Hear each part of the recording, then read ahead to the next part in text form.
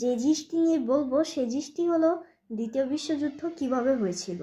আসলে দ্বিতীয় বিশ্বযুদ্ধ প্রথমে জার্মানি নিয়ে বলছি, কারণ এখান থেকেই দ্বিতীয় বিশ্বযুদ্ধ স্টার্ট হয়। জার্মানিকে একটা ট্রিটিতে সাইন করতে হয়। কিছু কিছু বছর হয়েছে প্রথম বিশ্বযুদ্ধ শেষ হয়েছে, তাই এখন পৃথিবীর সমস্ত দেশেরই অনেক খারাপ অবস্থা, জার্মানির অনেক খারাপ অবস্থা।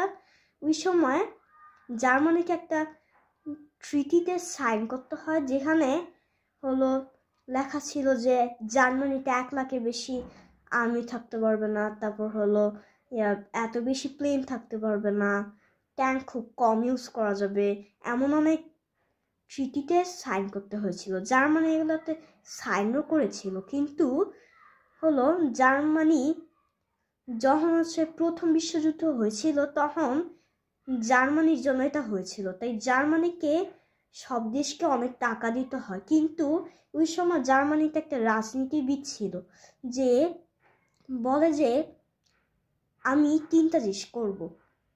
প্রথমত হলো অন্যান্য দেশদেরকে আমরা টাকা দিব না, তারপর হলো আমাদের দেশ হবে পৃথিবীর 1 নম্বর সবচেয়ে বড় দেশ, আর পরেরটা হলো আমাদের দেশ হবে পৃথিবীর 1 নম্বর সবচেয়ে শক্তিশালী দেশ। আর এই রাজনীতিবিদ বলে যে তোমরা যদি এগুলোতে একমত হয়ে থাকো তাহলে আমাকে ভোট দাও। তারপর মানুষজন একে ভোট দেয়। এই রাজনীতিবিদ এসব কথাবার্তা বলে অনেক জনপ্রিয় হয়।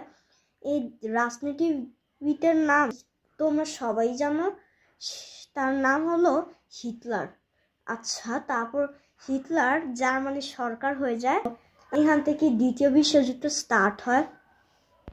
আচ্ছা, প্রথমে সব শান্তই ছিল, কিন্তু জার্মানি কিছু বছর হয়েছে হিটলার প্রেসিডেন্ট হয়েছে, তখনই হলো হিটলার অস্ট্রিয়াকে দখল করে ফেলে। পুরা ইউরোপ অবাক হয়ে যায় আর টেনশনে পড়ে যায়, কারণ হচ্ছে জার্মানি এত শক্তিশালী একটা দেশ, হিটলারের সাথে অনেক শক্তিশালী করেছে জার্মানিকে। জার্মানি তো অনেক শক্তিশালী দেশ, পুরো ইউরোপ কখনোই পারবে না জার্মানির সাথে লড়াই করতে। তাই হলো পুরো ইউরোপ চিন্তায় পড়ে যায়, কারণ অস্ট্রিয়াকে খুব ইজি দখল করে ফেলছে। তাহলে পুরো ইউরোপে যে হামলা করা শুরু করে দেয় তাহলে কিন্তু হলো জার্মানি হলো পুরো ইউরোপকে দখল করে ফেলবে। আচ্ছা, তারপর অনেক দেশ যেমন ব্রিটেন অথবা ইউকে, তারপর ফ্রান্স, পোল্যান্ড, ওরা জার্মানিকে একটা জিনিস বলে, সেটি হলো ইউরোপের সমস্ত দেশ মিলেশিলে থাকবে, যুদ্ধ করবে না। কিন্তু জার্মানি তাতে রাজি হয়নি, যার কারণে জার্মানি পরে ফ্রান্স ওই সময় এত শক্তিশালী দেশ ছিল না, তাই সহজে ফ্রান্সকে দখল করে ফেলায়। তখন পোল্যান্ড আক্রমণ করে, কিন্তু পোল্যান্ডও জার্মানির কাছে দখল হয়ে যায়। এখন তোমরা বুঝতেই পারছো কাহিনী কোন সাইডে যাবে, কোন কোন দেশ দখল হবে, ইউক্রেন, তারপর হাঙ্গেরি, রোমানিয়া, এগুলা। কিন্তু এর আগে ব্রিটেন আর হলো আমেরিকা, ওরা খুব ভালো বন্ধু ছিল।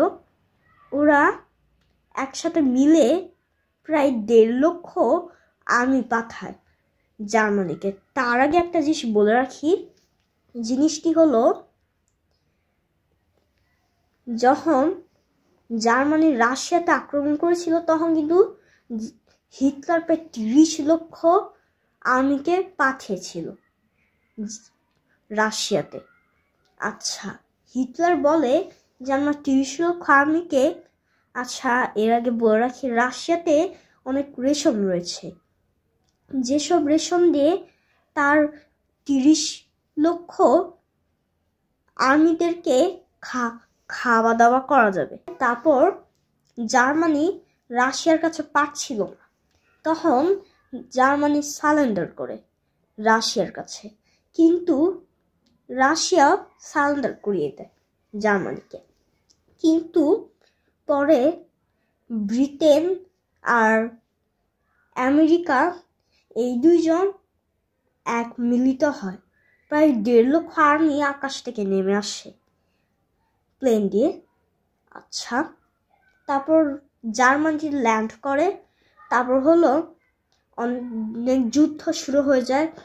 আচ্ছা, 1 সপ্তাহের মধ্যে ফ্রান্সের যে রাজধানী প্যারিস স্বাধীন হয়ে যায়।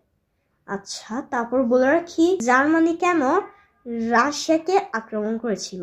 এর কারণ হচ্ছে হিটলারের এই যে রাশিয়ার রাজধানী হলো মস্কো, মস্কো শহরটা অনেক ভালো লাগে, তাই এটাকে হিটলার দখল করতে চায়।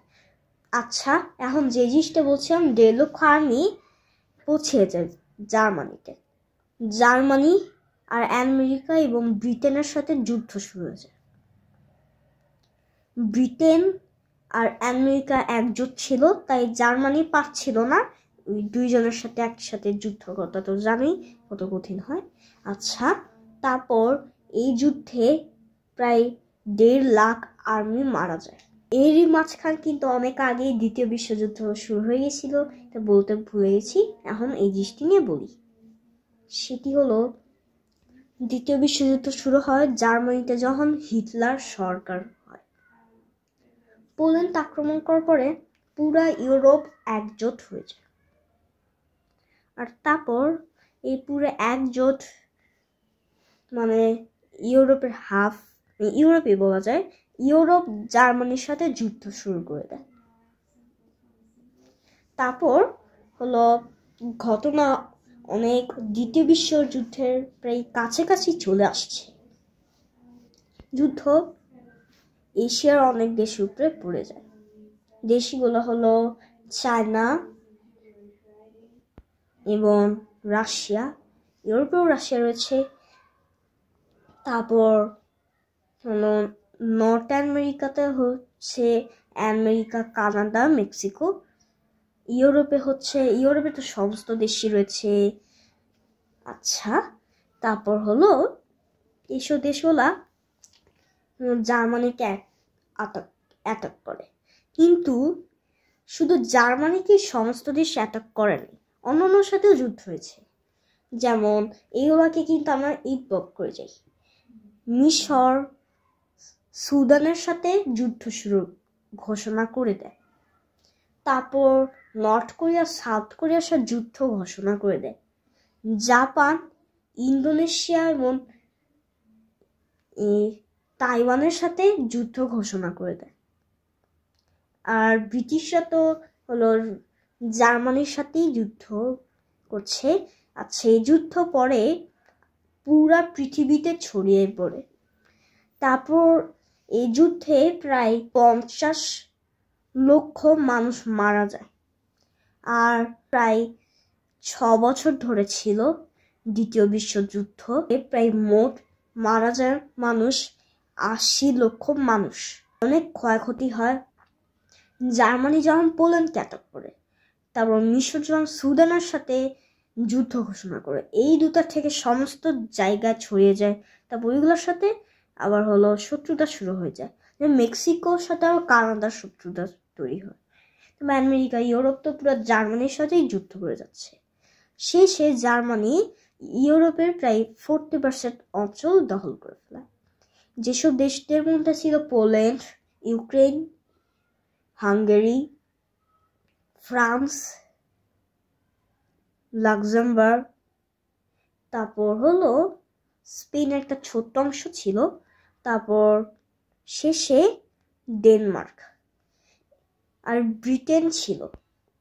তারপর জার্মান, এগুলা মিলে ইউরোপের 40% শুরু হয়। আর একটা জিনিস কিন্তু আমি বলি নাই, সেটা হলো রোম সাম্রাজ্য অথবা রোমান সাম্রাজ্য। যে সাম্রাজ্য এতই শক্তিশালী ছিল, বলা হয় রোমান সাম্রাজ্য একসময় নাকি ব্রিটিশদের উপরেও রাজত্ব করেছিল, এতটা শক্তিশালী। আচ্ছা, রোমান সাম্রাজ্য আর জার্মান সাম্রাজ্যের মধ্যে যুদ্ধ শুরু হয়ে যায়। আচ্ছা, রোমান সাম্রাজ্য চাচ্ছিল সবচেয়ে বড় দেশ হবে রোমান, জাপান চাচ্ছিল জাপান হবে সবচেয়ে বড়। একটা জিনিস বলি নাই, সেটা হলো আমেরিকা কিন্তু জাপানের সাথে যুদ্ধ ঘোষণা করেছিল। আচ্ছা, তারপর দ্বিতীয় বিশ্বযুদ্ধ স্টার্ট হয়ে যায়, যে যুদ্ধ এই পৃথিবীর ইতিহাসের সবচেয়ে ভয়ঙ্কর যুদ্ধ। ইতিহাসের এর থেকে ভয়ঙ্কর যুদ্ধ আর কখনো হবে নাকি, আর হওয়ার কোনো সম্ভাবনা আছে নাকি, এর সন্দেহ অনেক। আচ্ছা, এখন যে জিনিস নিয়ে বলবো সে জিনিসটি হলো যে এইটাতে কিন্তু অনেক দেশের প্রায় জার্মানির প্রায় 3 বিলিয়ন টাকা সম্পত্তি নষ্ট হয়। আর পুরো পৃথিবীটা যদি দেখতে চাই তাহলে প্রায় 600 জিলিয়ন টাকা এত টাকা খরচ হয়েছিল। তারপর এবার যুদ্ধ যেতেই থাকে, পুরো পৃথিবীর যুদ্ধ শেষ হয়ে গেলেও আমেরিকা এবং জাপানের যুদ্ধ আরো 3 মাস ধরে ছিল। আর একটা কথা বলে রাখি, জাপানের কোনো জাহাজ, কোনো প্লেন কিন্তু আমেরিকা ডুবেই যাচ্ছিল, সেটা প্রতিদিন নিউজ আসছিল। দ্বিতীয় বিশ্বযুদ্ধ শেষ হয়ে যাওয়ার পরেও কিন্তু জাপান আর আমেরিকার যুদ্ধটা আরো 3 মাস ধরে ছিল। তারপর 3 মাস পরে আমেরিকা একটা জিনিস ভাবে, এই যুদ্ধ থামানো একটা জিনিস, কারণ আমেরিকা অনেক ক্ষয়ক্ষতি হয়েছে, এর বেশি ক্ষয়ক্ষতি করলে হয়তো আমেরিকা হেরে যাবে। আচ্ছা, তারপর হলো আমেরিকা প্রথম 2টা পারমাণবিক বোম অথবা অ্যাটম বোম জাপানে ফাল। তারপর সমস্ত দেশের অবস্থান খারাপ ছিল, সমস্ত দেশের শেপ একদম বদলে গেছে, ম্যাপের শেপ একদম বদলে গেছে, মানে পৃথিবীর সমস্ত জিনিস বেশ চেঞ্জ হয়ে গেছে। আর এত ক্ষয়ক্ষতি হয়েছে যেটা এই পৃথিবীর ইতিহাসে অথবা ভবিষ্যতে আর কখনো, মানে ইতিহাসে তো চলে গেছে, ভবিষ্যতে আর কখনো আসবে নাকি এর অনেক সন্দেহ রয়েছে। আচ্ছা, আজকের ভিডিও এতটুকুই ছিল, আশা করছি তোমাদের সবার ভালো লেগেছে। আর তোমরা সবাই সুস্থ থেকো, ভালো থেকো। পরবর্তী ভিডিও নিয়ে আসছি, ততক্ষণ পর্যন্ত টাটা, বাই বাই।